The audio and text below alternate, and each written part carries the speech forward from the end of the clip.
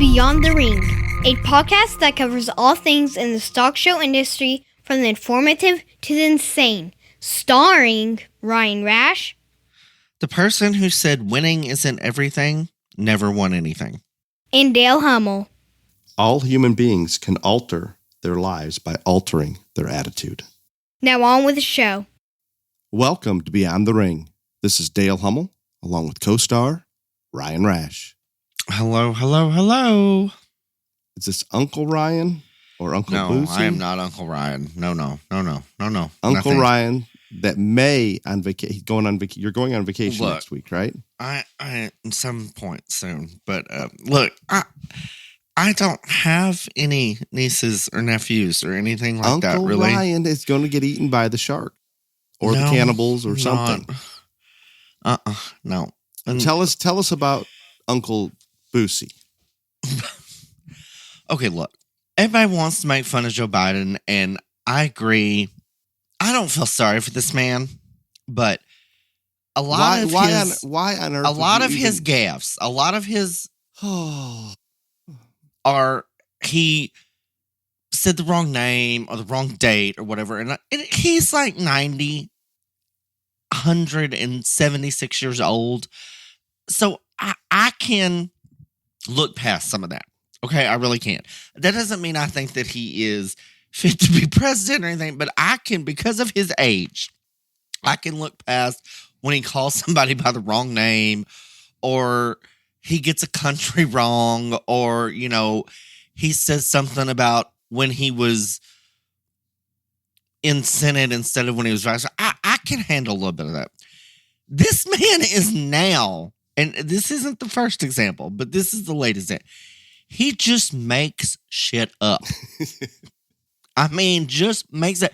And my biggest problem is not only does he just make shit up, it's not even a good story. It's not going to get him votes. It is just because either he wants to lie or he is completely and totally delusional. So the latest thing, and I don't even know why he brings this up. I do not, still to this day. He starts to tell the story of his Uncle Bozy or Bougie or Boozy. I don't know. Anyway. And I think, I swear to God, I think he first called him Ambrosia, but they called him Bozy or something. I don't know. Anyhow, he says that his Uncle Bozy, Boji, whatever, is flying for the military, and his plane gets shot down, and he crashes in New Guinea, and they never recover the body because New Guinea has a large population of cannibals. So the man is claiming in front of press and all this other stuff that his uncle plane got shot down and cannibals ate him. And in the middle of it states, for real. Now, one, why would you tell this story, even if it was true? This is a terrible story. Number two, it's not going to do anything for you. He's not going to get sympathy. But here's the truly bizarre part. The Pentagon comes out and states he was not shot down. It was not over New Guinea. That he and another pilot, engines went out over water and the other pilot survived. So the Pentagon calls him a liar. So there we are. I did not see the Pentagon response. I saw a brief clip with your little girlfriend, press secretary. Yeah, she's great.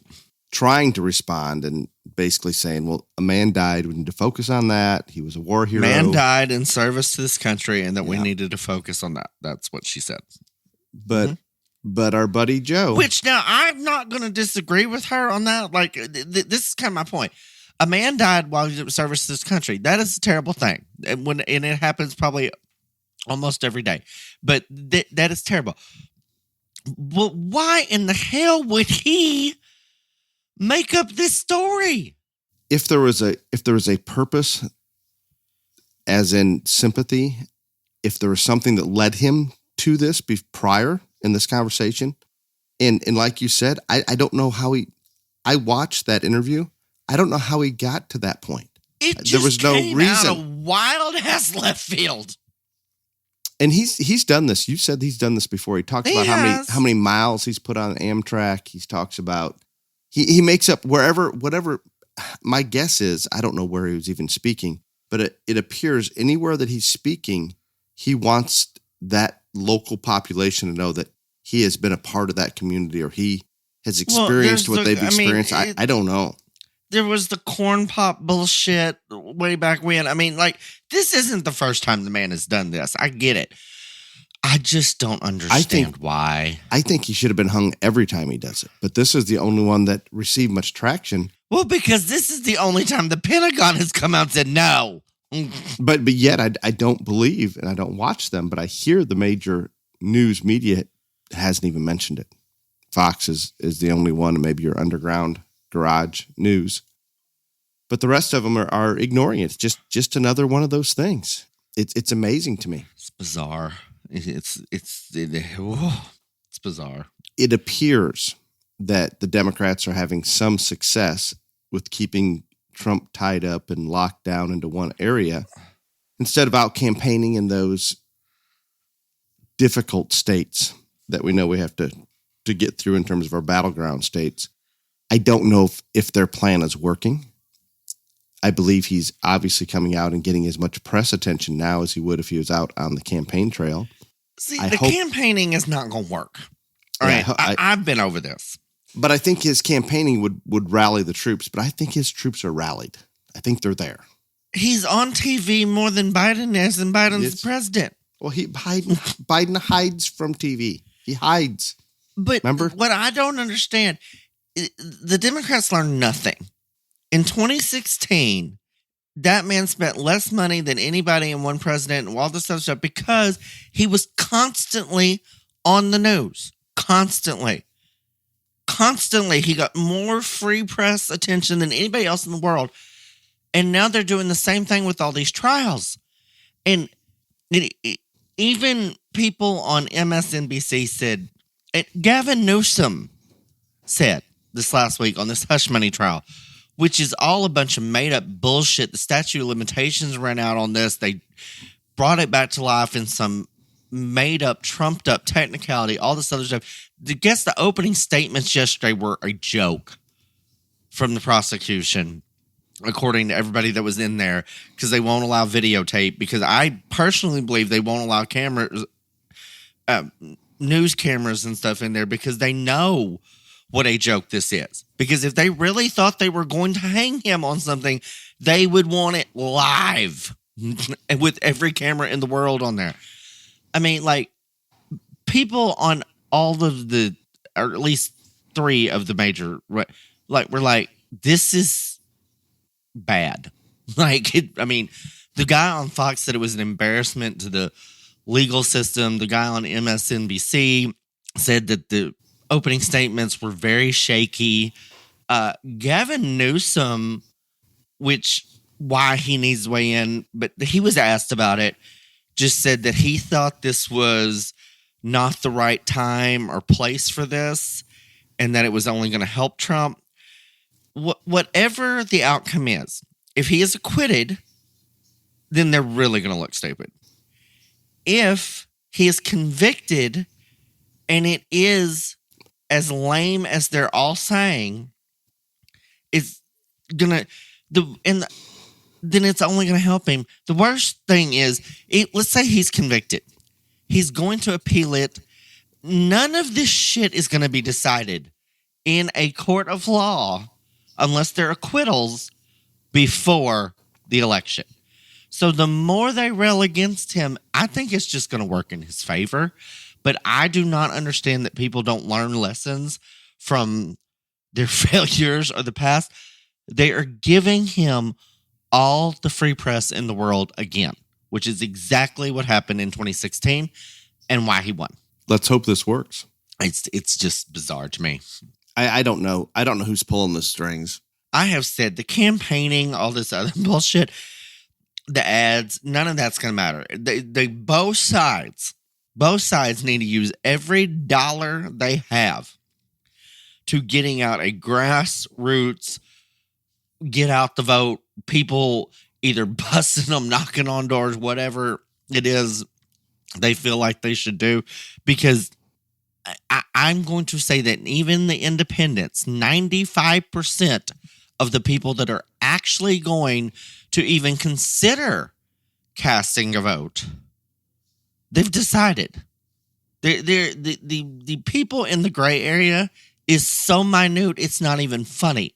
If that's the case, I don't know what can be done or what cannot be done from a legal standpoint. I believe there's a better get out the vote maybe from the Democrats historically. But I hear of them picking up people with buses, buying lunch, things like that. Do you have any idea what is legal? Can we show up at somebody's house, knock on their door, and give them a Visa credit card for $500 if you go vote? Is that legal? I have no idea. I know that Laura Trump, who is the co-chair of RNC now, I think. I don't know. She's something important. Anyway, they announced something about 100,000 new whatever people that were all just that's what they're supposed to do, is make sure that people go vote on election day, which that's the first time Republicans have done that. So I think they've learned a little bit, maybe, or at least trying. And so that part is good. But yeah, it's just all insane. But I truly, because you can only believe so much whatever they do or whatever. And the judge in the hush money trial is a Democrat. He's given money to Biden. His daughter works for him. So it's a bad deal. But even like the judge dismissed, or one juror came in that was seated and said they could no longer do it because their friends asked them and they had too much pressure. And then the judge himself dismissed another juror when it got brought up that guy had been arrested for like burning right-wing political ads or something. So, I mean, he's even at one point been like, okay, yeah, this isn't going to work. You're going to have to find somebody else. I truly believe if you read the background on the people that supposedly were selected as jurors, it only takes one person. And I don't think this is going to fly. I hope that's correct. They're in the worst place they can be to get that accomplished. I think you throw a dart anywhere in the country, he's going to get a juror or two to come his direction. Maybe more, depending on where that dart lands. But this was a very bad place for the dart to land, and it was anticipated that it was going to be there. I believe they tried to get it moved. They've tried to do a lot of different things, but there's a reason for all of these. I guess in the Biden administration, whoever is pulling the strings, they're doing all this for a reason. Ryan, you would say, and I would as well, I think it's backfiring. I think it will backfire. I don't believe those efforts are going to be well received. Hillary came out the other day. I haven't seen Hillary, your friend Hillary. And what does she talk about? She comes out and says trying to kill his opposition. Kill his opposition, exile journalist, basically drawing parallel between him, Putin, Kim Jong-un, and Xi. So China, Russia, North Korea, and now the United States, if Trump's in charge, are all pretty much leaders are all in the same mindset. Does she forget he was already president? That we've experienced? She's erased that from her memory. I mean, the people, he was their president for 4 years. They saw what he did. I don't think he did any of those things, did he? No. So I mean, she's lost it. She's completely lost it. I don't know that the anti-Israel protest at all the college campuses in New York, everywhere, shut down the Golden Gate Bridge for a while. It's a mess. Absolute mess. Look, I get that there's whatever, the whole anti-Israel protest, I do not understand. You're literally for terrorists in this situation if you're protesting against Israel right now. That's what it looks like to me. Do I feel for some of the Palestinian people that do not support Hamas, that are caught up in this? Absolutely. I get it. I don't know enough to understand the tie and the bond between the Palestine people and Hamas, if there is a lot of gray area, one and the same, or total separation. I don't know, and I don't even want to claim to know. But I can assure you that if they're protesting, why would they not protest against the terrorist groups? And even if they're anti-Israel in terms of their beliefs, it's still very difficult for me to swallow the fact that we are having to deal with protests, not only anti-Israel. Some of them in Michigan are going anti-America while they're standing there protesting in America. It's a disaster. It's hard for me to wrap my head around. I have to bring this up because you just love this whole little bullshit and have since the start. So they passed this funding bill for Ukraine the other day. The House passed it. The Senate has not. Yeah. And so when they passed it, every Democrat on that side, this is in the chamber of Congress, by the way, they break out these Ukraine flags and they're waving them around like freaking idiots or whatever. Why would you wave the flag of another country around in the chamber of the United States Congress? I can't. I can't with the whole Ukraine thing. I mean, I'm not pulling for Putin, but I'm telling you what it is at this point is what it is. Like, I would not give them people one more red cent. I would not. I am over it. Like, this guy, and I don't even, what is he doing with all this money? He's clearly not getting himself out of war.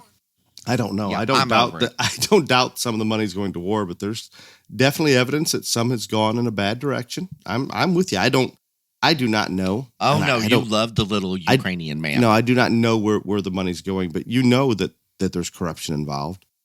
What concerns me is they passed the bill and the Republicans, many were standing very hard that, hey, let's take some of this money and get our border in order. And there was zero money attached for the southern border in a $95 billion bill, I think. It was a lot. Very, very large amount of money.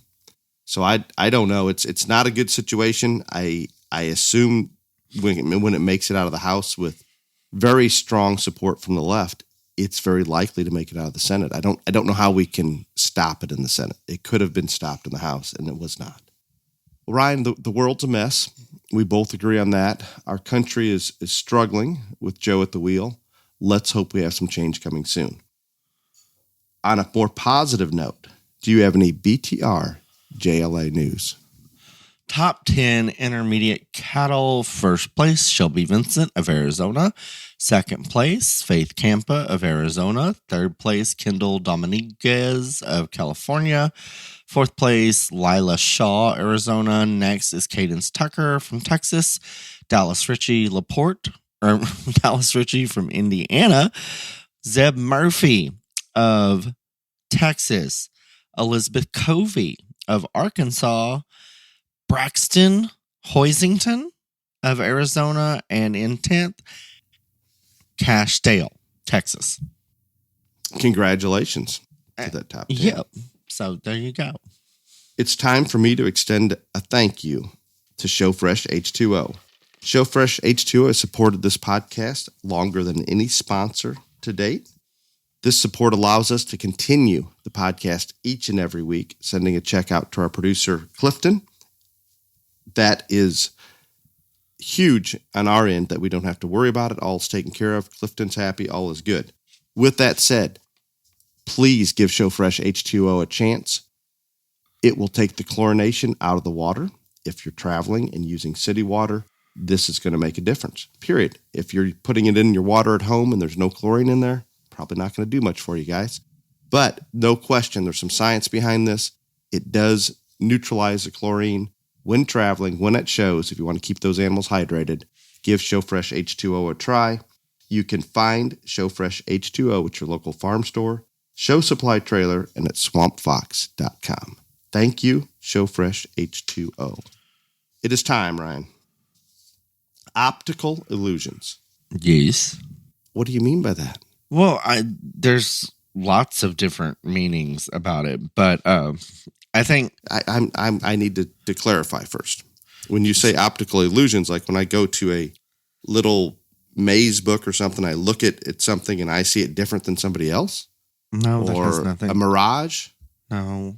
No. The point of this topic is that a lot of the things that we do in terms of fitting, filling, clipping, all this stuff are to create optical illusions to improve what we hope is the judgment of said animal. And I mean, I think people understand that that's a part of it, but sometimes I'm not as sure. And the other point of this is, while we try to make these happen, and you can even do it with showmanship, a lot of times they don't work. And you just actually highlight the issue. So I thought this was a worthy topic. I think this is a great topic. And I was just giving you a little bit of a hard time early on what it is all about. But I'm excited about this one, Ryan. And exactly what you're saying. We're trying to give the illusion of what we perceive, or the image of that perfect animal, whether it's through fitting, whether it's through selection early on in terms of what color that animal is. There's so many things that come into play that adds to that illusion of getting closer to perfection, and a lot of things that need to be taken into consideration. Your point there, that when we're out there, an example in showmanship, you and I always talk about when they're pushing that top down on that lamb. To me, I understand they're trying to conform that lamb to look like what we call ideal, but in the process, they're waving that red flag saying, hey, my lamb isn't this. I'm going to try to fix it so you can see it for a little bit, but the judge is watching that process. I am not in favor of the judge watching the process by any means, but the end goal is somewhat the same, and I get it. You talk about the fitting a little bit, and we'll go deep into that because I think it's brilliant that some are so good at giving us an illusion that's so close to an ideal. It's impressive. If they do a poor job fitting, what happens, Ryan? Even though we tried this and sometimes it works, but in all the areas, it either works or it just draws attention to the problem. Yeah, and sometimes it's, yeah. Don't try something just because you watch somebody in the stall overdo it and you thought, well, maybe that's going to be pretty cool. It's difficult to get it right. I can go a lot of different directions with this, Ryan, and we talked about hair and clipping, and maybe we should jump right in there first. A lot of animals across species, even pigs now, are being shown in hair. On the breeding side, I can't think of any that aren't being shown in hair. I assume some of our American breeds, but I don't know what rules and regulations are in place for that. But there is hair involved in the show ring. In that situation right there, Ryan, and to give you another example of an optical illusion, I guess use the example that we have when we wean the kids prior to going into our sales, there's that 2-week period that they're weaned, they're just setting in pins, eating, growing, maturing, all those things. And generally speaking, we don't have time to take the hair off, whether it's a wether to slick shear or a doe to just show clip. People will want to come by and look at them, and that's perfectly fine. I understand. But when there's a big group of very similar genetics in the pen, and especially in these little goats that are 30, 40 pounds in full hair, and our genetics have a lot of hair, it is very difficult to look through that. But I think one of the proudest things for people to say is, I can see through hair. I understand. Some people can see through hair. Maybe some people can't. Some are definitely better at it than others. But I can promise you, even when we're doing it every day, our manager Craig is taking those does from woolly, hairy monsters and taking that off and giving them that optical illusion to look just like what we want them to. When he's doing it on a daily basis and hundreds of them, I think he has a pretty good image in his mind when he looks at one in full hair, what he can clip that one into. No question about that. But even Craig will admit to you, he still can't sort those top 5 really well until he gets them clipped or we get them on the wash rack or whatever we need to do to get that better image, because there's so much there and it's just so hard to look through. I get it. People that are doing it every day have a much better chance of looking through it than most. And that's full hair to clipped. Now go the other direction, Ryan. What about those that are perfectly presented in terms of how they're clipped and they're fit and everybody says, well, I can see through it. I don't doubt you can see that, wow, they've done a nice job clipping some set into that hind leg. Or they've been able to give us an illusion that front knee is set back a little bit further, whether it's cattle or goats or whatever we want to talk about. I see that, but I guess the point that I want to get across, no matter how much you do it, and many of us out there don't do it enough, we believe we can see through it better than what we can't. I would like your input on that one. I disagree with you. So I've always disagreed with you on this. So yes. What I do agree with you on is I believe that there are some judges that can see through hair and some that cannot. And that's fine. But you saying that nobody can see through it or they think they can whatever. Some people are delusional. Some people are not. I'm telling you, I am very humble. And I will tell you with a lot of confidence that I can see through hair. And I have also stated this many times, and you don't agree, and I really don't care if you agree. It is all because I have had to see through hair because the majority of my life we've had to buy slick-sheared animals that you buy them when they are hairy. And so, yeah, I do think there are, and I think there are people that have never shown a slick one in their lives that can see through hair. This is some hang up on you, and you're getting way off topic anyway. I take it. Yes, you are, because this is not what this is about. I take it beyond. Yes, it's an illusion once we get them clipped up. But I take it even. This is not the purpose of this topic. Even to the buyers that are looking at them prior to being clipped or after, there is an illusion there that there's some that are going to do a much better job than not. But I'm telling you, I think most, including yourself, claim you can see through it better than what you can because it's. I can't help it that you can't. No, it's not my fault. I'm not saying that I can. Move on. I am not saying that I can, but that is a challenge. And anytime we do anything from a fitting standpoint, it's obviously to, I don't know if you want to use the word fool the judge or fool the buyer or fool whoever else. We're just presenting them the best we can to create that optical illusion.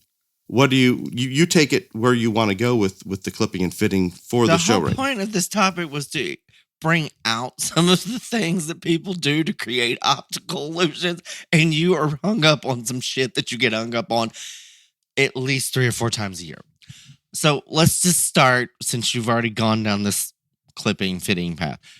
There are lots of different ways that you can do this and create lines and illusions that will help. And I mean, let's just talk about like some basic things, especially in cattle, because like sheep and goats, the midsection, the majority of the body is slick sheared. So in cattle, when we're talking about full body here, the majority of the sheep and goats' bodies clipped. I'm confused. No, they're slick sheared. That's what I'm saying. Their bodies are slick sheared. No, not weather dam does. Market. Got it. Market. Yes. Continue. Anyway, sorry if I didn't clarify that. Market. But we're talking the only species that both breeding and market is pretty much full body, other than pigs, which is new, is cattle. But in cattle, if the top line or the hip isn't perfect, you can leave more hair to make them more, level line, all this other stuff like that. You talked about how you can clip the legs differently to either create more set or less set, more bend or less bend, all this other stuff. And those were the things that I wanted to bring out on this topic so people know that you can do those things and research those things. And so clipping is probably the biggest one. And even in sheep and goats, that market ones, the leg hair, we can do the same thing on bend and create angles to where they look like they have more flex or what. Especially in sheep, I think that the reason that this whole leg shag has gone to the point that it has is because now it is very, very difficult on a lot of animals in the sheep show to see the pastern because the leg shag is so out there until they move. And I think that a lot of that is because sheep have gotten to a point that Dale always rails against the pigs on how bad structured they are. I would say that the sheep are getting close. And I think that's why the leg shag deal has gotten to the way it is, so they can cover up and mask and make illusions about that. I agree completely. I think it goes back all the way to the breeders that when there's that much shag on there, they don't have to select for that perfect hind leg. As you mentioned, it can be hidden in the show ring, and usually they're gonna get away with that. But I like the point that you brought out. I see as many issues on how lambs come out of it, particularly their hind leg, as much as I'm not going to say as much as I see in pigs, but it's not good. And when you can put that much on there, there's no question it's going to be less of a priority for the breeders, less of a priority for the person buying if the leg shag hides it. And then, one other thing on clipping, because I want to bring hogs into this or whatever. And this is one of those things that, because I talked about earlier, and so did Dale, that a lot of these optical illusions help, but then some of them, they just put a big old red flag on it. So we're showing hogs hairier, all this stuff. We understand that. But we have also stated several times that the hogs are much older and much more mature now than what they were years ago. So now you see this hog come in, and this thing is woolly and shaggy and everything. And when it is done very, very well, it is very cool to watch because they've left it as hairy as they can, but it's not unkept, all this other stuff. But on those mature ones, from like their ear forward, they have basically scalped those things to make them look as youthful as they can. And I'm not going to say everything, but when I see that, the first time I'm like, oh, this thing is old, and they know it's old, and they trying to fool me, and it doesn't work. I don't know at this point that the breeders, the exhibitors, the judges, I'm not even sure that they're in the pig ring with the trend that's there. I'm not sure that they are even trying to bring out more youthful or talking about that. I assume they still are, but I think they're just fooling themselves because we're showing them that much older in that arena. I get it when you freshen that head up. I'm probably better with that than maybe where you're at. I don't like the extreme contrast, but cleaning that neck and head up a little bit more maybe than the rest of the body. I'd rather clean the entire body up maybe more than where it's at right now, because I believe there are hogs going into the ring at a high level that there's been very little to no clipping done beyond the head. Is that a fair assessment? No. You think they're touching him up here and there? No, I don't know. yeah, I've seen some that look so unkept that I don't doubt they've clipped here or there, but wow, it's still hard for me to look at and think there's been a lot of effort put into that. Too, but you need to quit. Maybe need to. That's not the case. I see burly ones that got hair going every direction on their legs, and I think some of the time, like we mentioned earlier, they're trying to adhesive.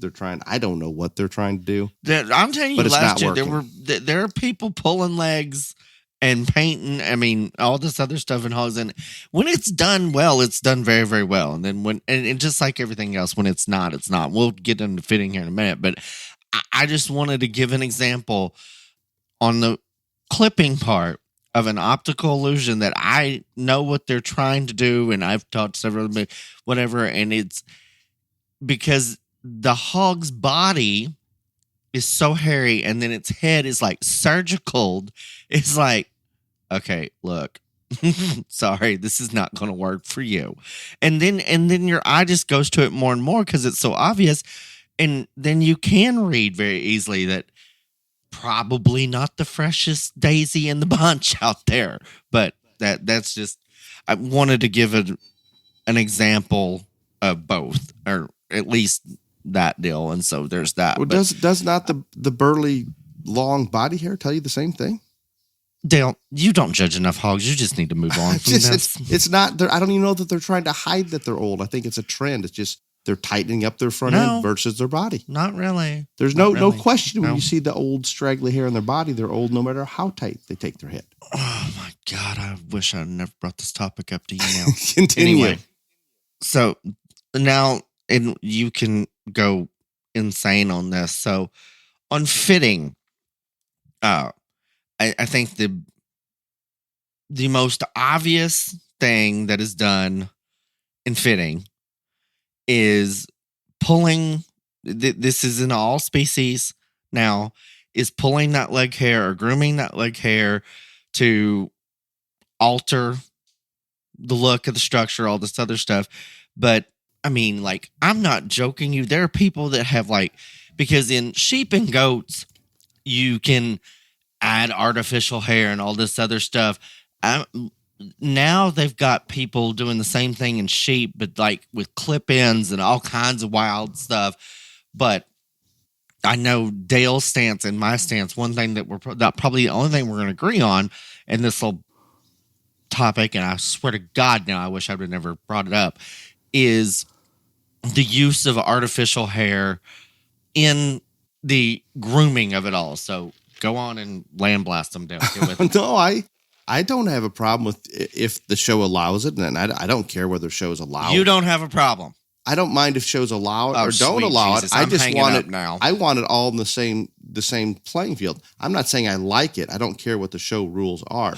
Use it for cattle, use it for sheep, use it for goats, primarily goats and cattle. The rules in the show are going to talk about no artificial hair, no twine, whatever you want to say. I don't mind that as long as they enforce it and keep it on the same playing field. I do not. Something that hits me probably the worst is when we use that and we do a poor job of it. I think it's ridiculous. I think they're doing themselves a disservice, but that's just a personal opinion. I would prefer to build those legs up as big as we can, but it still needs, to me, I want it to be very professionally done and look I don't know if I should use the word natural, but yeah, look like, wow, that animal's just got big old hairy legs. It's not a bunch of plaster Paris that we smashed into this or a bunch of hair that we stuck on there and it just doesn't match. It doesn't fit. It needs to look have at it. Long, big legs are great if it looks like it's their hair. And that's my personal bias towards those things. Maybe other people are perfectly fine with a plaster Paris looking leg on a goat that comes in. That's, I mean, huge. That to me is very, very distracting. And I do not have, and I get asked this many times, particularly at goat shows, from the show management, should we allow artificial hair or building of the legs or not? And it doesn't matter. I really don't care which way they go with it. But if they do decide to keep artificial hair or say no artificial hair, they need somebody checking it at the gate just to make sure. I'm more crazy about it that all of a sudden a rule goes in and 90% of the people are following the rule and they're at a disadvantage because they can't use anything versus the ones that are breaking the rules and going straight through. So that's where I'm at. I would like it on an even playing field. I don't care which direction they go. And a strong suggestion, if you can't build legs well, you probably shouldn't do it. Leave it alone. You're better off. My stance on all this is that I do think there is a handful, and when I mean a handful, I'm probably talking less than 10% of the population in that can use an artificial hair substitute, and there's lots of them out there, and make it to where it is not noticeable right away from the onset of that animal walking into the ring that it's artificial. And the people that can do that are masters of their craft. And when that happens, and it is a thing that I have to take a second or third look to see and decipher, that is impressive as hell to me. And what goes through my mind is someone who is an artist has taken their time and worked on this animal. So somebody that's real good at this thinks this one is good enough to take the time on. That puts a very positive connotation in my mind when I see that. Can you understand that at least, Dale? Absolutely. If it doesn't, if it looks natural, absolutely. That's where it needs to be. And I don't know how many. The what percent 90% of people that try this, and from the first step that the animal walks in, and it's not just legs, it's flanks in all species, tail, heads, and cattle, whatever, all this other stuff. And I can tell right away, just 2-second glance, that it's fake and artificial.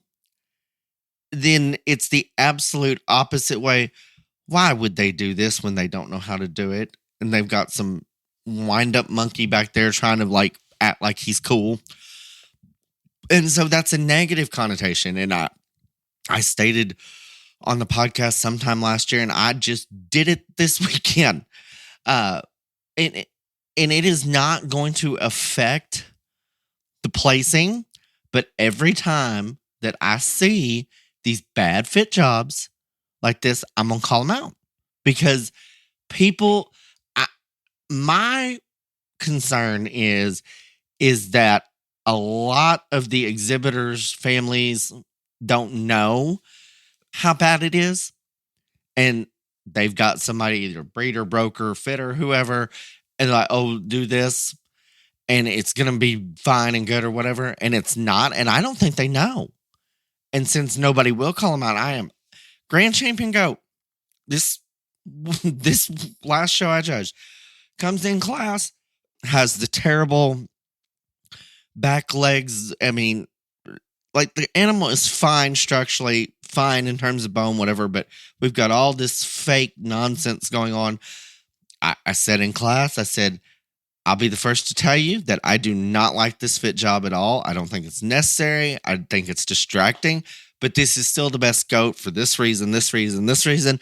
That's why it's going to win. Grand Drive, that stuff was gone. And so, but yeah, I'm going to continue to call it out because I think it needs to be.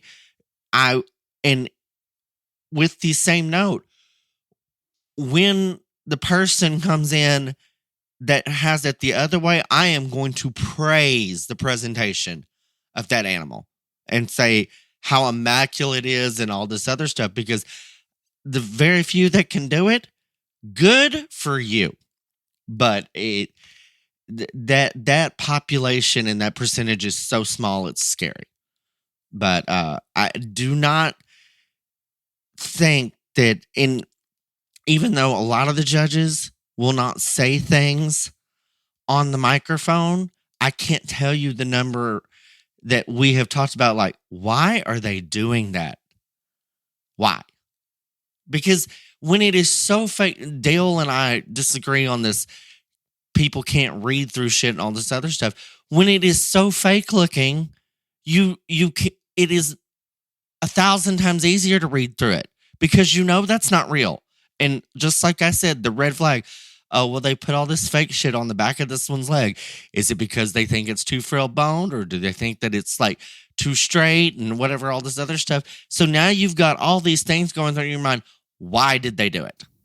And sometimes they're doing it just to do it, and there's not a purpose, I guess, is where I because they think it's cool. Yes. and big legs. I mean, everybody's talking about big legs. Initially, I think we wanted to try to make it be bone, maybe correct that set to their hock or whatever correction we want to make by doing that. And I think that's done very well as at the very top level. But I'd like to continue to stress, anytime we're fitting, whether we're using artificial hair or not, do it for a purpose. Don't do it just because it's cool or somebody else did it. But rather, if we're going to try to put some hair on the back of that leg to straighten that hock out a little bit, or straighten that hind leg because they're set under a little too much, or whatever direction, maybe we're a little frailer, want to give them the illusion of being a little bigger legged or bigger boned. And I think it started out bigger bone. Now I think it's just big legs, because for the most part, that hair on those legs in the goat world or across species at this point, it sells, and the judges find it appealing in the ring.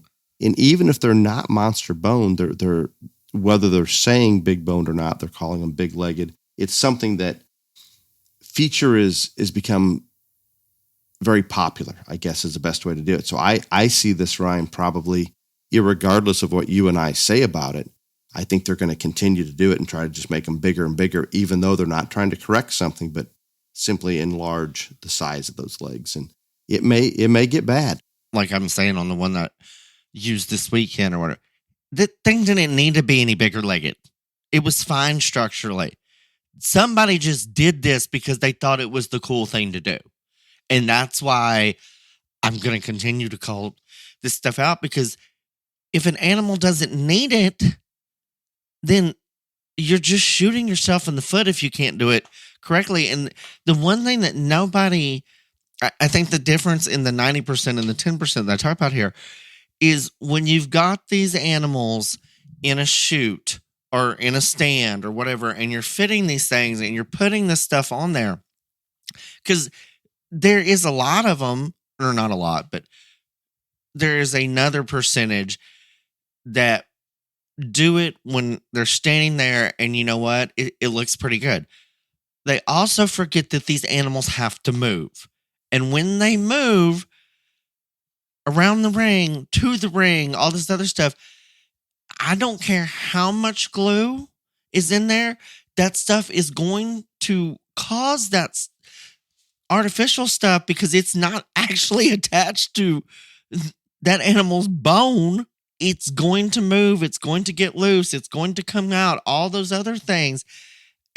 Or when, like, we're talking the plaster of Paris stuff, it's going to crinkle and wrinkle and all this other stuff. I think they completely forget that these things actually have to walk around the ring.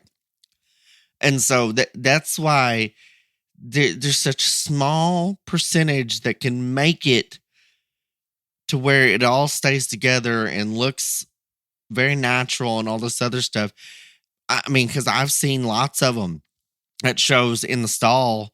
Like, they might get by with this, and then you see them up the ring. They're like, "Yeah, no, it didn't work." But no, I can agree with that. If and again, these are just our personal preferences. Maybe there's some judges out there that they don't care if it's bigger the better, whether it looks good or bad and crinkles or doesn't crinkle. But they're wrong. I can assure you that it's a pet peeve of both of ours.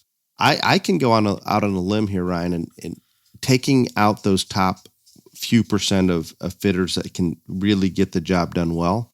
If I've got a really shaggy-legged goat, calf, whatever, let's say cattle or goat, and that hair is so good and it's been worked so much at home that for the most part they get that hair worked, blown out, and clipped, they don't hardly even need to put anything in it. And when it's that good and that well trained and that well conditioned, all of those things come into play, and they come in and maybe just put a little bit of adhesive on it.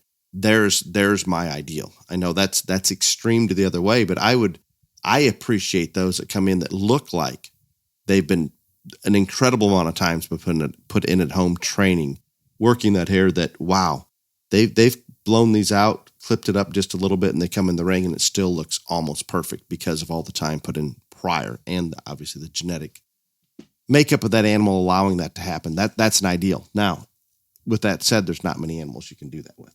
Filling, and Dale is Mr. H2O, whatever. There's a lot of things that you can do with the fill of an animal to make optical illusions that the animal is more or less of what it is. And I think fill is something that a lot of people overlook, because I think in like sheep and goats, primarily, everybody just thinks you can drench everything into them and all this other stuff. And Dale and I are probably going to disagree on this a little bit, because he just wants as much water in there as you can possibly have, Mr. Water Boy.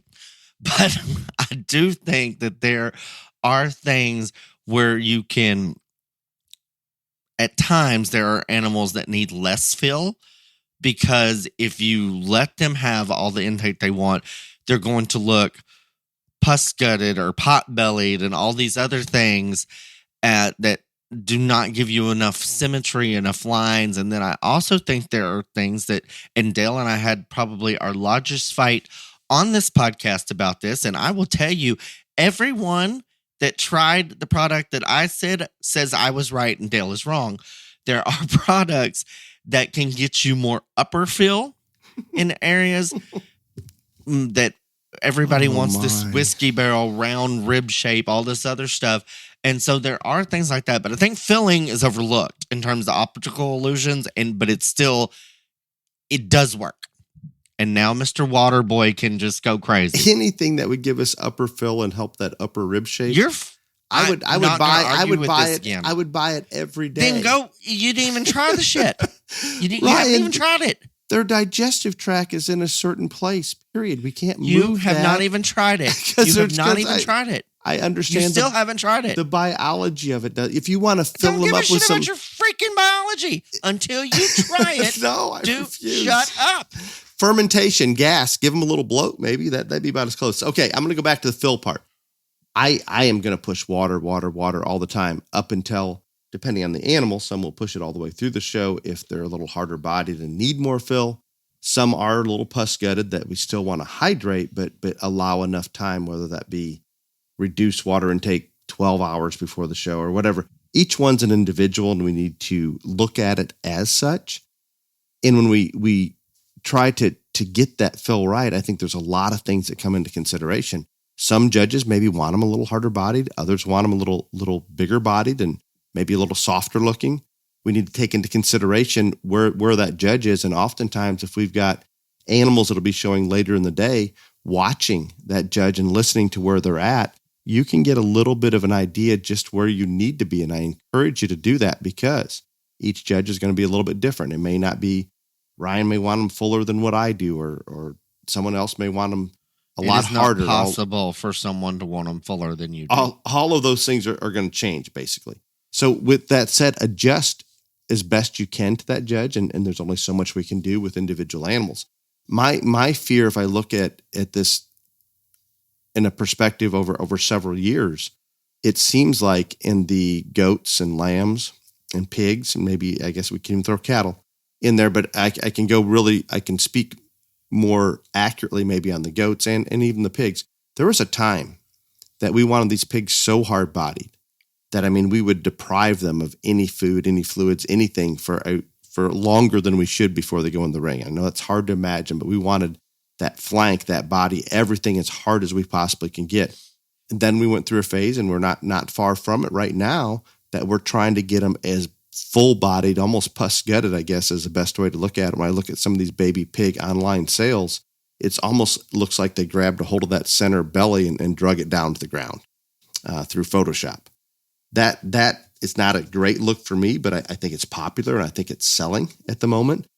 It looks to me like we go from one extreme to the next, and I'm afraid a lot of people showing animals, they either deprive them and make them too hard body, or maybe they go the other direction too full. There's always a happy medium in there that we maybe need to adjust to if the trend isn't on the extremes. And it does go back and forth that way on occasion.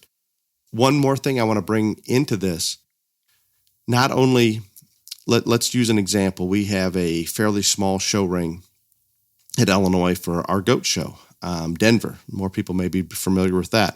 The lamb, goat, pig building doesn't allow for a very big ring. However, the classes, the divisions are all sorted there in that smaller arena. And then all of a sudden, if you got to go back out for the grand drive, you're going out into a coliseum, and it's a much bigger, more open area. I think there's a big difference when people are on top of animals. You can probably get away with not being quite as full-bodied. They're going to look a little stouter. But if you take one that's a little bit wrung out into a big arena, all of a sudden the optical illusion is they're even harder bodied yet.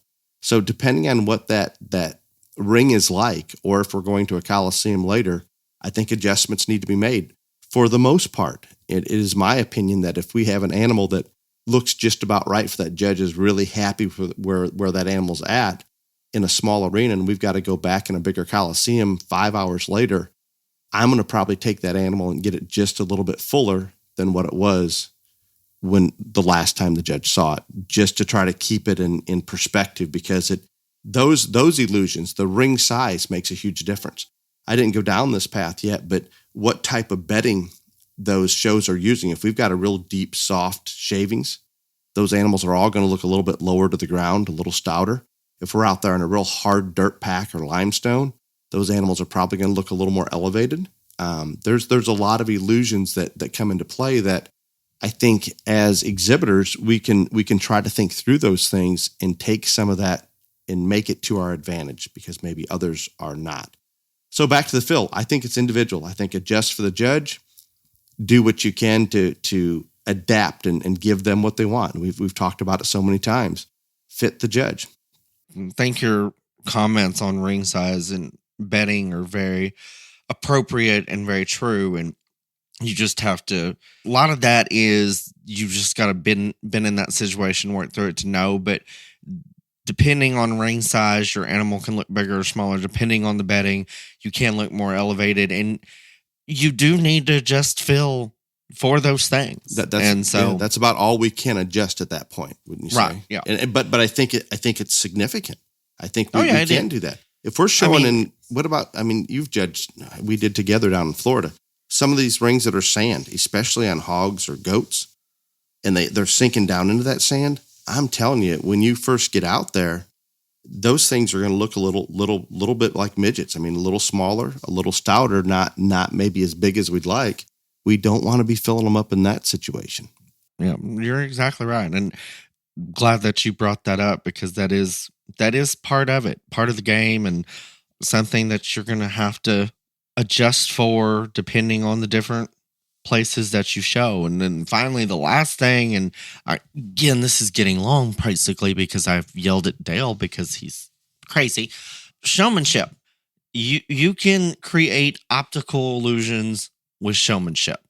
And I'll just run through some examples of what you can do, and then Dale will argue with me, and then I'll tell you some things that you probably don't need to do. But like, depending on the structure of your animal, if you've got a sheep, a goat, or a calf, of course, this isn't going to work on pigs because pigs are constantly moving, but you can set your animal's front end up at different angles to try to give that judge, when they're looking dead on at your animal, a better view if one's too straight.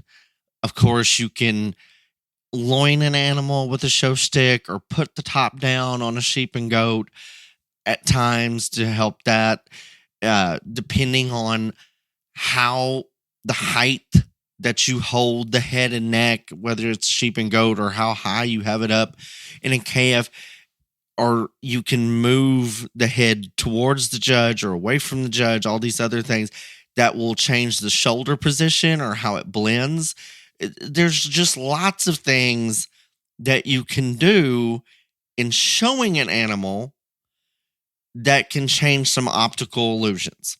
Do you at least agree with that, Dale? Not only agree with it, I think it makes a significant difference in some situations. Okay. At the same point of this, and Dale has brought this up, and I have brought this up, and all this other stuff, all these things that you can do to benefit yourself, to help your animal in creating these optical illusions, if you do them when the judge is looking, then it is just like throwing a red flag at them going, hey, this is not right. And I think the most obvious thing is when sheep and goat showmen push the top down while they're walking around the ring because their animal gets too up and top, and they do it right there in front of the judge. I do not understand it. To me, that is just like literally you might as well scream at the judge and go, hey, my animal's top's not right. I'm going to guess that we talked about this in our first 20 episodes a couple times at least early on. I'm sure we did. Yet we still see it even when they're showing to you or I. So Ryan, there's for some reason, just what you said, you can do all these things in showmanship to give an optical illusion that you want the judge to read, or you're trying to manipulate what that judge sees by setting the legs a certain way or pulling in on a certain angle. All of those things need to be done for a purpose. Again, don't do it just because you saw somebody that won doing so. Think about your animal. Think about what needs to be changed or what needs to be hidden, all of those things. But the most important part is, just as Ryan said, you can do all these things and get to that point where you're hiding something or accentuating something, whatever it may be, But if you're doing it while the judge is looking, Ryan's comments are, you've just taken all that away. You've gone the other direction, I guess is the best way to put it. So Ryan, why is there such a disconnect? You and I must be way out there on our little island on this, because I don't hear other judges talk about this. Showmen continue to do it, right? We could be down to 2 animals at the Houston Stock Show, whatever species that we're really focusing on in a really competitive class. And we're still making these adjustments while that judge is just toned right in looking at those 2 animals. I don't understand the theory, the concept, the philosophy behind let's do this as best we can within reason when the judge isn't looking. If there's something terrible, make the adjustment. Absolutely. But if it's these little tweaks to get us to that perfect illusion, let's wait until they're not looking so we're not showing our cards. But I think you and I must be much different about that than most judges. And I would love for judges out there that if you agree, disagree, whatever it may be, message us, Facebook message, whatever you can do. I'd like to know where you're at, because I think it may be you and I that are out on our own little island on this one, Ryan. I will be interested to see if anybody, if it wasn't if it wasn't accepted by the judges doing. Maybe it's because the judges never call them out, so they think it's okay. Kind of like what you talk about on the bad fit jobs. Maybe that's the path we're going down. Well, but see, okay, when this happens to me in a show ring, and especially on it doesn't matter, cattle, because and some kids just think that you have to loin a steer or a heifer. I think it's regardless. Habit. It's a habit, and you don't. But anyway, I can't tell you the number of times that I have said, the young lady in third, she knows the problem with her goat, because when we go around the ring, she's pushing the top down and he gets too up in his spine and all that stuff.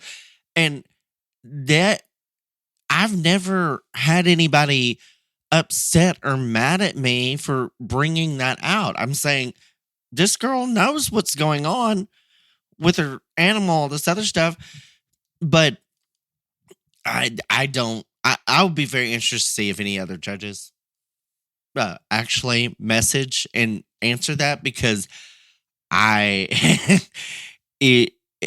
maybe they find it acceptable. I don't know. I think I think it is a glaring red flag when stuff like that happens. That obviously there's something wrong. And another thing, and I see this more and more every passing year, and Dale will probably just tell me that this is absolutely wrong and doesn't work or whatever, but a lot of times in steers, when a judge comes to handle an animal, people will tell you to bring that head in closer to the judge, because it will not only make the shoulder less visible, but a lot of times people think, and I'm not going to agree or disagree with this, but it's a myth, a legend, a wives' tale, whatever, that when you move that head towards the judge, it closes in the rib cage a little bit, and that animal will feel like it has more finish. Okay? Whether you believe that or not, I don't care.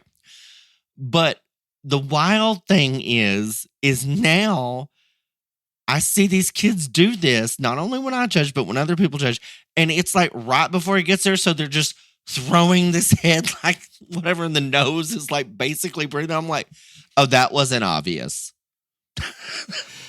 So this has been around for a long time, and you may be seeing it more. I'm not going to get into the agreeing or disagreeing with it, because I've had this argument with too many other people, but that has been there forever, and it used to be more subtle. Now it's just like, head this way. I think that's a good example, that there's a lot of things that we're doing now that used to be subtle, so we would try to make that change or alter what we're doing in terms of setting that animal up, whatever. We try to do it without being noticed to get that advantage that we want from the judge. Now, for some reason, we have the mindset that if we pull the head in, they're going to feel like they have more finish. So just boom, jerk, do it. If we drill that top down, they're going to look leveler. So let's drill it down, irregardless of whether the judge is looking or not. And I promise you, or if the animal needs it. Yeah. So the human nature, I'm just going to take it from this perspective. Oh, I've got some very angry dogs out here. human nature says that if you show your cards, or whether the judge thinks they should do it or shouldn't do it, if they're doing it, I guarantee you, whether the judge thinks it's okay or not, subconsciously, you're helping them determine what's wrong, even if they're okay with you doing it. So I don't know. This is just like having a tell when you're playing poker. Yeah. I mean, that's just it is exactly how it is. No, that's the best. That's a great example. And Ryan, I've had discussions about pulling the head in and what it's going to do, all these things. I can't imagine that we're changing. We're gathering the ribs up very much. We'd have to move the shoulder, not just the head and neck, but the shoulder. See, that's why I didn't want to get in, because I don't really believe this theory either. You'd have to move it. You'd have to contort them quite a bit to do that. You might be able to, a circus act in Vegas. You might be able to bunch the hide up a little by doing that versus stretching it out. But guess what? When I go up and I handle a calf that's kind of bumpy hided or loose hided, it's harder for me to get a read on what the finish is. So I'm not going to maybe give them the benefit of the doubt if I can't get that good, clear handle on it. So I don't know, but I'll tell you what, there are going to be a lot of people that would argue against you and I. I'm not even saying it doesn't. I'm not even saying it doesn't work, but I have a hard time wrapping my head around how it's actually making a difference, and then how it's perceived by the judge. I don't know. It's a long shot. The reason that I don't want to fight about it that much is because every showman that I have, regardless of what side the judge is on when they're showing a stare heifer mine, I want them to lean the head and neck lightly towards the judge, what side the judge is on, because I do believe it makes the shoulder blend in more to an extent. It's not going to take a boulder shouldered one and whatever. And so when they come to feel, do I tell them to move the head slightly that way? Yes, but it is more of trying to blend that shoulder more effortlessly than the other. But there are people that will literally that I'm with you. It'd be like a contortion act in Vegas to have to do what they think. But there are people out there that diehards that think that's the best showmanship trick in the world. And the problem is, I think we do it automatically. Let's say there's some validity to this, that they're going to handle a little bit with more. You're saying they're going to handle with more finish, or the illusion of more finish. Right. What if they're already too fat? When we still do it. Well, that's the whole point. Like, and it has gotten, this is just like loining or whatever, all this does. Yes, there are some that probably need that, but there's a lot that don't, and it's just like every single time we're just going to jerk the head halfway across the ring towards the judge, regardless. There's no subtlety. They don't need, I mean, we have steers as heavy as they've ever been now, 15, 16, whatever. If your animal ain't got enough finish on it by that weight, then God help you. Now, why are you talking about finish? You almost sound like a carcass guy. I don't care, but I'm just saying, if you have a 1,500-pound animal out in the ring and you're still thinking that you have to do something to make an optical illusion that it's fatter or got an appropriate amount of finish, that's a problem. And I would think that anyone who was judging would be able to understand that, when you handle that animal, know that. But I would agree. I have one last optical illusion I would like to bring up. And we can't do anything about it show day by any means. But depending on the ring that you're judging in, depending on the lighting, and there's so many rings out there, Ryan, especially I find it more in cattle rings for some reason. But the lighting is questionable. Maybe they've got an open end of the building and the sun's glaring in. I have a hard time sometimes getting. There's very few rings I say, wow, this is really good. I can see the animals just perfectly. It's easy. I don't have to even struggle to look at the one down on the other end or whatever. So there's and Illinois is as bad as there is, and where we're showing a lot of the cattle right now for our junior shows and our jackpots. It's horrible. And it makes it difficult. So sometimes black animals you're going to hide. It's all going to blend together. It's harder to see problems sometimes if they're a solid dark color. I'm not saying good or bad, that we need to show black ones or not black ones or whatever. But while we're on that whole visual thing, there are animals, whether they're solid black, they're another solid color, or in a goat situation where they're painted up or marked up, in a pig situation, there are certain color patterns that enhance that optical illusion. If we have a goat that's maybe a little higher withered and you've got just a little bit of color right there at the right spot on the top of their shoulder or their withers, that's maybe going to help them. If you've got maybe a darker, from the navel forward, a darker pigmentation in that goat, or kind of like what we used to do with lambs, and I'm sure they're still doing it to some extent. They used to paint those underlines quite a bit to bring them up, or even in cattle. There's a lot of things we've done with paint and coloring to try to give those animals a certain optical illusion. Well, some of them just have it when they're born. But when you're looking at those, if I have a goat that has a red goat or a black goat that has a white belt right through the center of its body, that optical illusion's probably not ideal. We're probably going to look a little weaker topped. There's places where I want to put splashes of color. There's places that I don't want any of that color to stop or change at this point in the animal's body. But that's maybe going deeper and putting more thought into it. But I promise it does come into play to a certain degree. So just be smart about it. If there's something that you think works to your advantage, embrace it. But if those markings are in the wrong place, it's going to be hard to change that, obviously. This is probably the thing I agree with you the most about, and of this whole topic. And I never understood why we would paint the underlines in sheep, whatever. To me, that was just like, okay, so you think something's wrong there. But more importantly, and, talking about painting and fitting or whatever, matching the colors is very, very important, because you use paint to mask the adhesive, all this other stuff. But, black is pretty basic, but if you've got any other color than black and the legs don't match the body, that throws off the optical illusion. But like you said, on the natural born that way, I can't tell you the number of times that I have said on the mic, because of this animal's color pattern, you want to think that this one will break behind its blade more than it actually does. But when you truly study and read through that, you can see that that's fine. Same way with flanks. If they have, if the color pattern, the white goes up there, that is naturally going to make you think that animal's higher flanked on a painting with all those things. I have called that out. I can't even tell you how many times. And so, yes, I agree with you completely on that.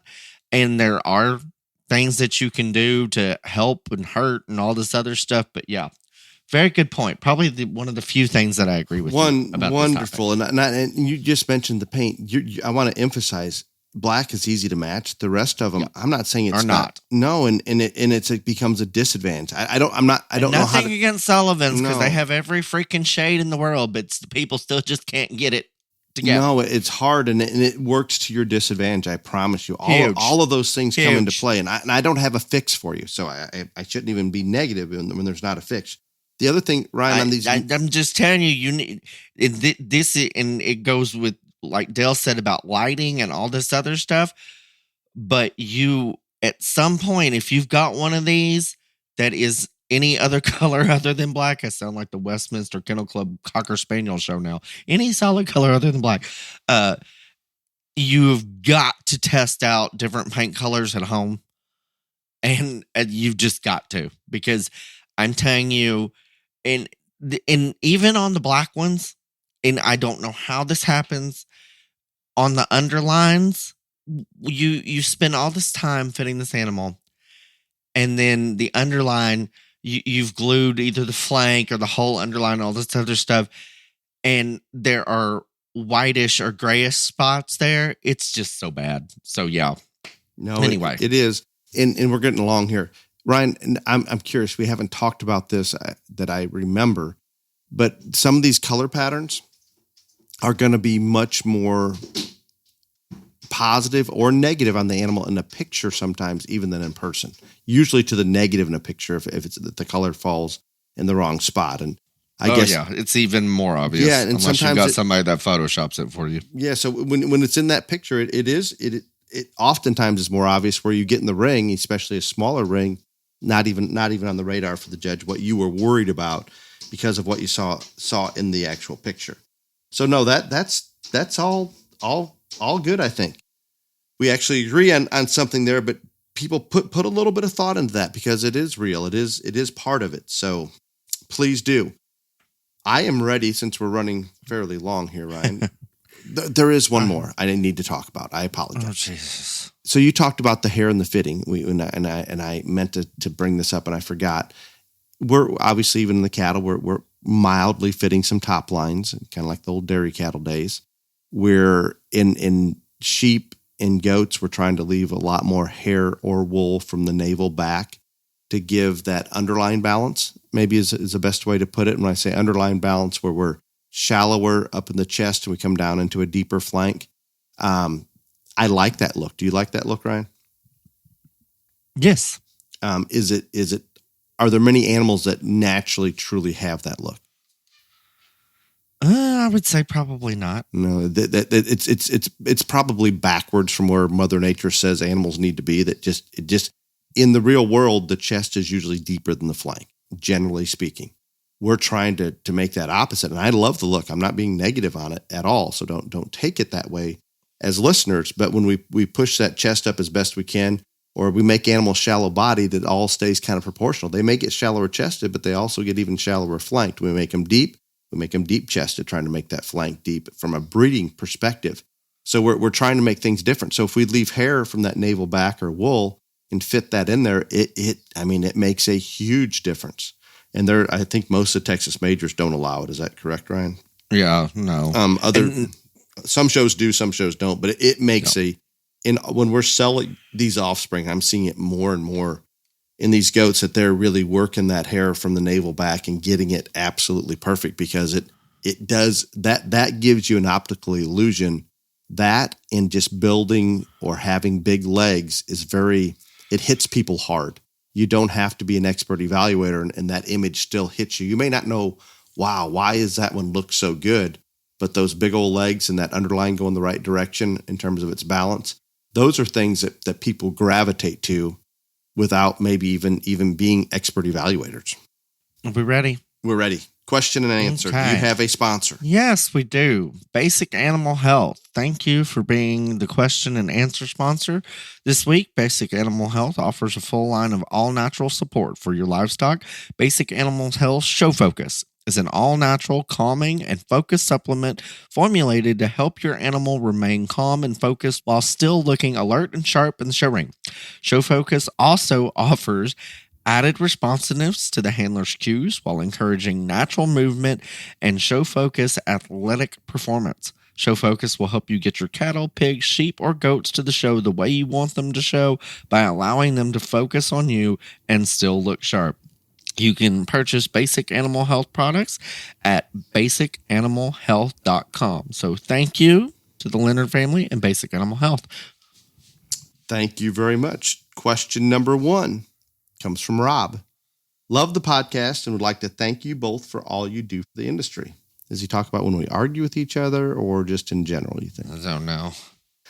I heard Ryan mention, I get confused in our personal conversation versus the on-air conversation, but I heard... You get more confused by the day, but anyway. I do. I'm not going to hide it.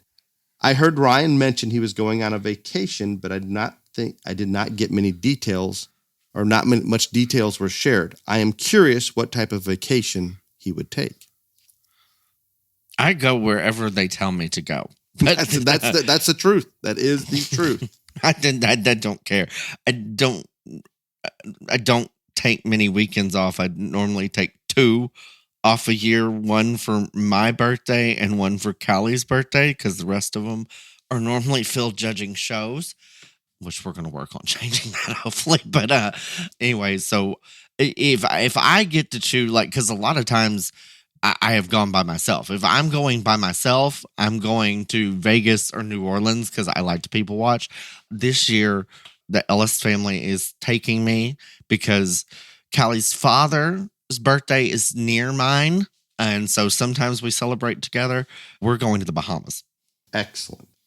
And you didn't choose this. This was They just said this is where we're going. Just like last year for Kelly's birthday, they said we were going to Vegas. I was like, okay, whatever. Now I don't care because I get so very few days or very few times do I ever just like say, you know what, I'm going on vacation, whatever. I normally don't care but if it is me doing it by myself, which has happened several times, I'm going to pick Vegas or New Orleans for people watching.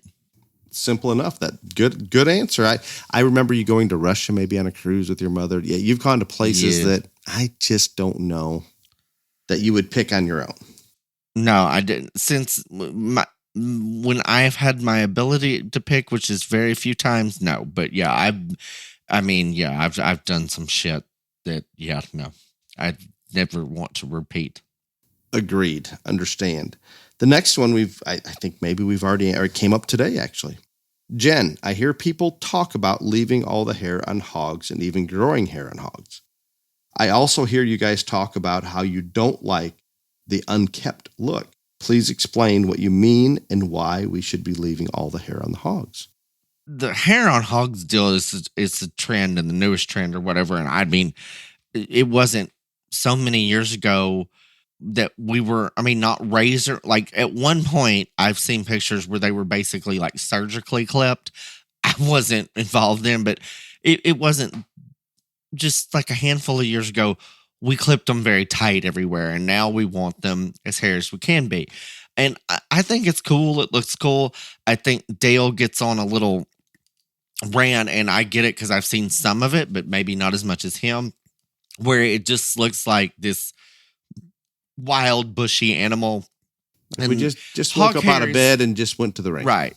Bedhead is probably a real good way to describe it. But like hog hair is extremely brittle at times, and it doesn't lay as natural as cattle hair.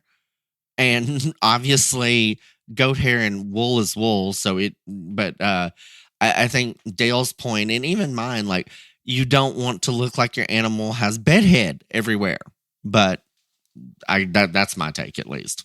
No, but I think that's very good. And I think we covered a lot of that today. And it nothing wrong with more hair when that's the trend. I just want to see it conditioned. I want it to look like you've spent some time at home with it and put some effort into it.